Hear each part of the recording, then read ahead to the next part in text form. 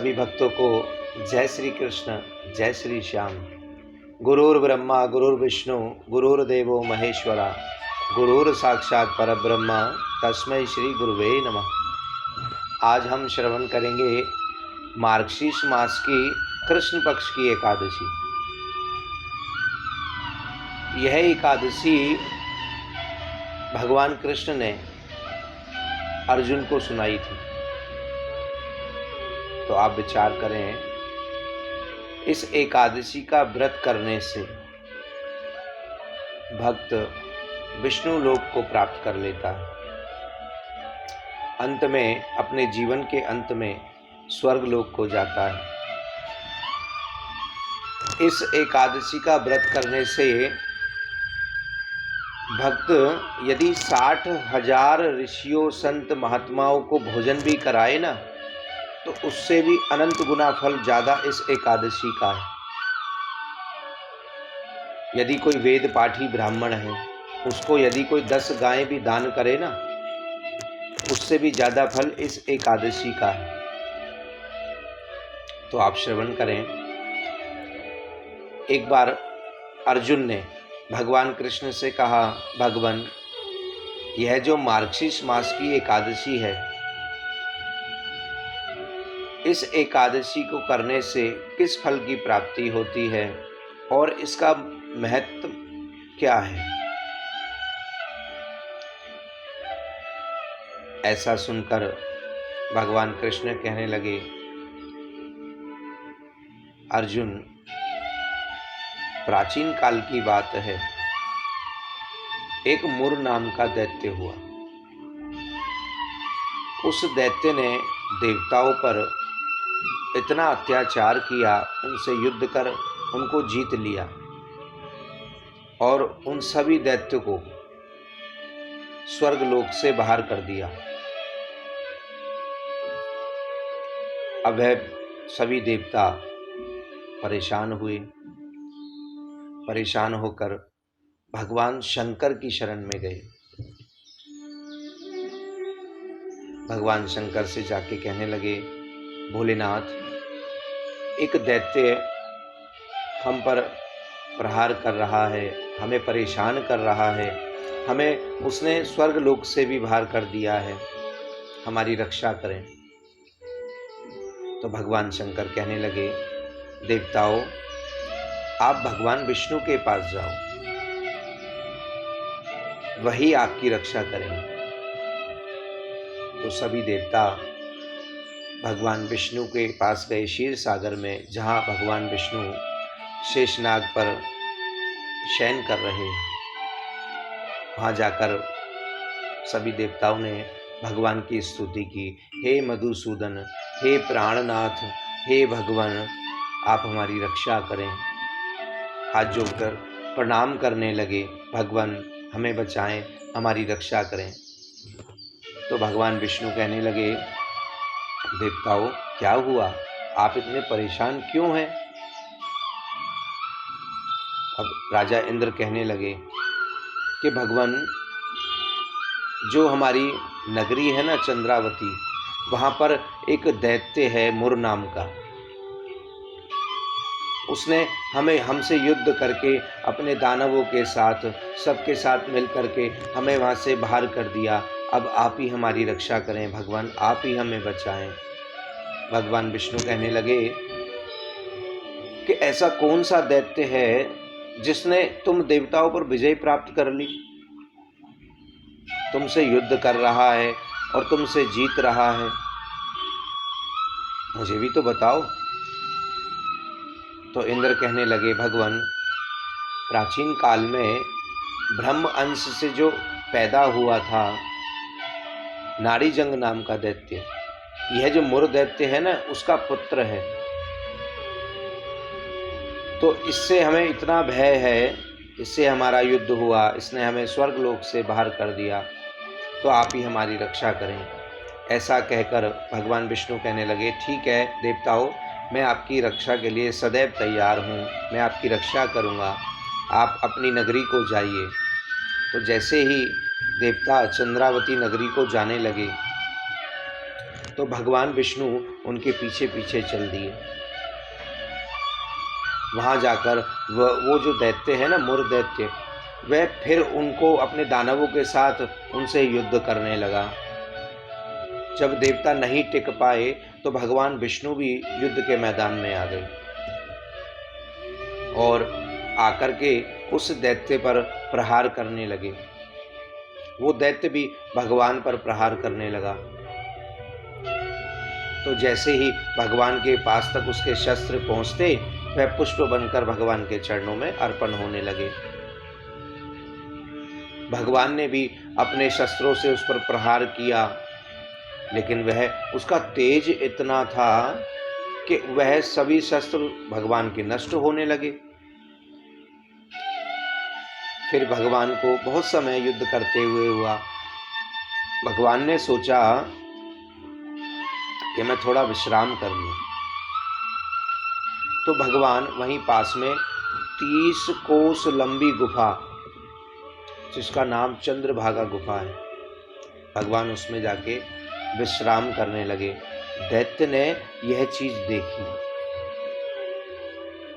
जो मुर नाम का दैत्य है, वह भी भगवान के पीछे पीछे चल दिया और उस चंद्रभागा गुफा में जाकर के उस दैत्य ने भगवान के हृदय पर प्रहार करने का प्रयास किया। भगवान तो विश्राम में है, उनकी तो नेत्र बंद है। इतने में ही भगवान के हृदय से एक सुंदर कन्या शस्त्रों के साथ उत्पन्न हुई और उस दैत्य से युद्ध करने लगी। उस दैत्य से युद्ध करके उस देवी ने उसका संहार कर दिया, उसको नष्ट कर दिया। इतने में भगवान की आंखें खुली। भगवान ने देखा, अरे कन्या तुम कौन हो और ये जो दैत्य है इसको किसने मारा? अब है कन्या बोली, भगवान मैं आपके हृदय से उत्पन्न हुई हूँ। यह दैत्य आपके हृदय पर वार कर रहा था, उससे पहले मैंने इसको युद्ध करके मार दिया। तो भगवान विष्णु कहने लगे, वाह देवी, मैं तो आपसे बहुत प्रसन्न हूँ। आपने तो देवताओं की रक्षा की है ना, इसलिए मैं आपसे बहुत प्रसन्न हूँ। आप जो वरदान मांगोगी मैं आपको दूंगा। तो वह देवी कहने लगी, भगवान आप मुझे यह वरदान दीजिए कि जो मेरे नाम से यानी मेरा व्रत करेगा वह आपके लोक को प्राप्त होगा, उसको अंत में स्वर्ग लोक की प्राप्ति होगी, उसके समस्त पाप नष्ट हो जाएंगे। ऐसा वरदान आप दीजिए। तो भगवान ने कहा, ठीक है, आज से जब भी आपकी जो दिन है ये आज का, इस दिन आपका नाम, आप मेरे हृदय से उत्पन्न हुई इसलिए आपका नाम उत्पन्ना एकादशी है। तो जो भी आपका व्रत करेगा वह मेरे लोक को प्राप्त होगा, स्वर्ग लोक को, अंत में स्वर्ग लोक को जाएगा। और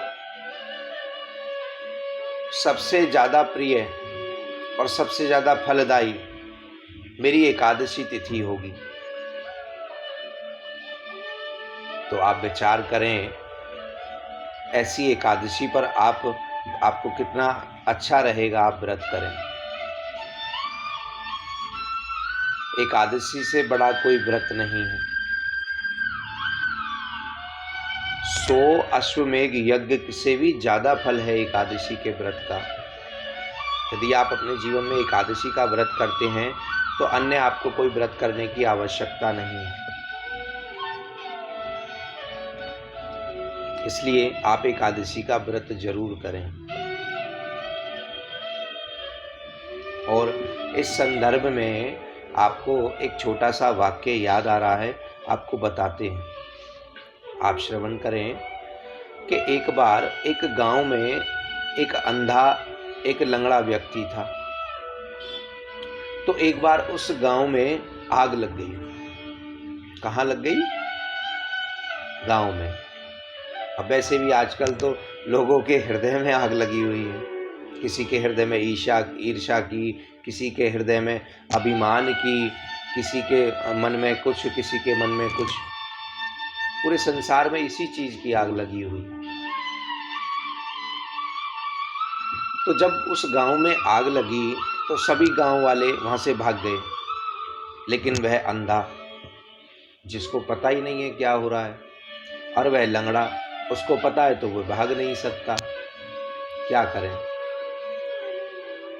तो भक्तों, आप श्रवण करें कि उस लंगड़े ने उस अंधे का हाथ पकड़ लिया और उसका हाथ पकड़ के कहने लगा, भैया गांव में आग लग गई है,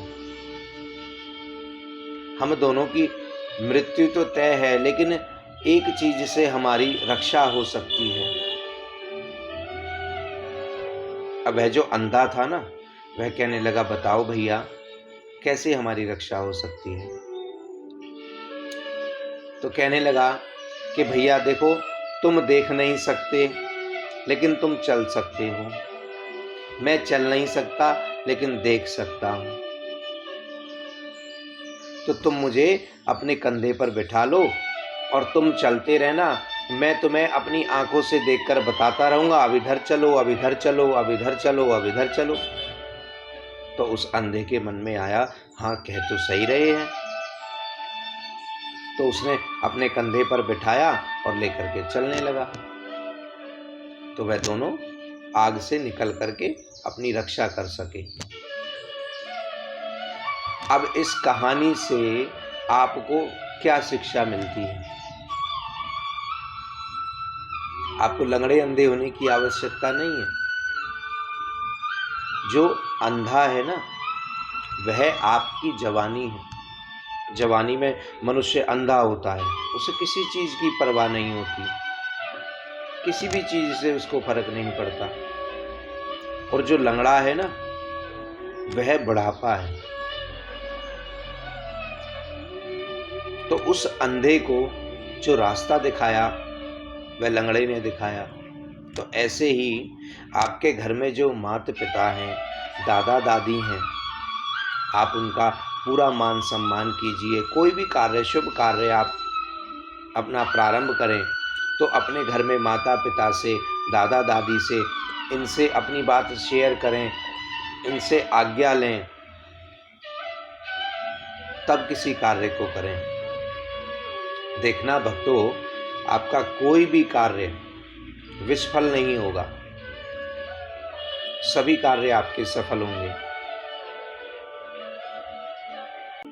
आप श्रवण करें छोटी सी 4 पंक्ति। आग लगी संसार में, झरझर रहो अंगार, जो नहीं होते संत तो यह जर बरतो संसार। यानी संत जो हैं, हमारे पूज्य जन हैं, जो हमारे बड़े बुजुर्ग हैं, वह सब हमें अच्छी शिक्षा देते हैं। कभी भी हमारे अहित का नहीं सोचते, हमेशा हमारे हित का सोचते हैं। इसलिए अपने घर में बड़े बूढ़ों को, माता पिता को, दादा दादी को, साधु जन को, संत जन को, ब्राह्मण देवताओं का सम्मान करें। सम्मान करें, इनकी पूजा करें,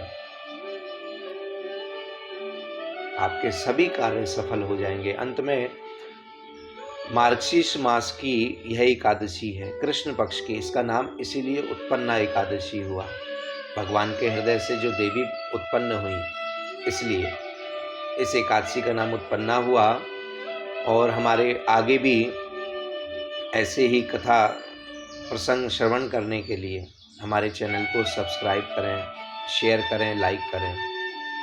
अंत में सभी एक बार मेरे साथ कहेंगे, श्री राधे।